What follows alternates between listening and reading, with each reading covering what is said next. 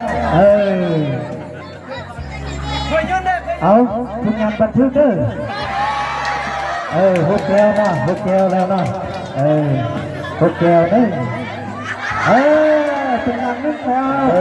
เอาทุกงานบันทึกเด้อไม่เป็นยังแสดงรับตกแล้วเอาจบแล้ว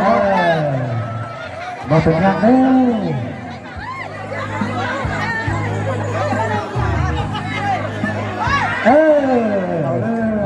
ตึงเลยเด้อผิดกติกากับฮุกแก้วเป็นว่าไอ้บันไซกับฮุกแก้วนะเอาอย่างเรื่อยไปเรื่อยไปตกเพื่อให้มันตกจะแม่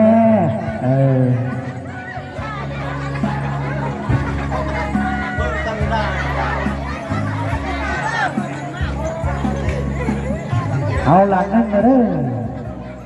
บริเวณหลังนั่งหลังทุ่งเลยได้ส่งแก้วไปแล้วบัดนี้เนาะเอาผู้หญิงเด้อบัดนี้เอาทีมงานบันทึกเด้อ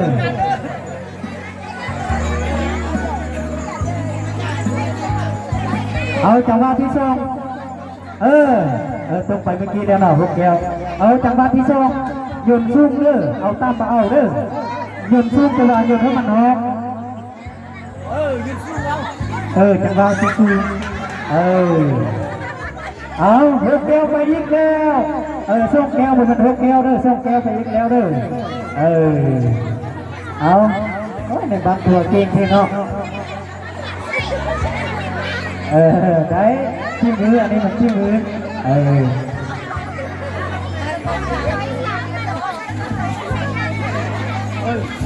ยังนาทีครึ่งยังนาทีครึ่งฮุกแก้วเลยเด้อสะท้อไอ้มือส่งเด้อฮุกแก้วเด้อสะท้อไอ้มือส่งฮุกแก้วเลยเด้อไอ้สุดจะมีประตูจังเดียวว่ะได้เสียเดียวฮุกแก้วนึงเนาะ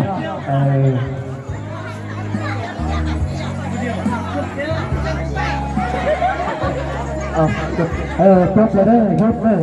จบไปได้ครับเลยเด้อจบเลยเด้อเอาเขามาคบเจอขอสมเชยเลยเด้อ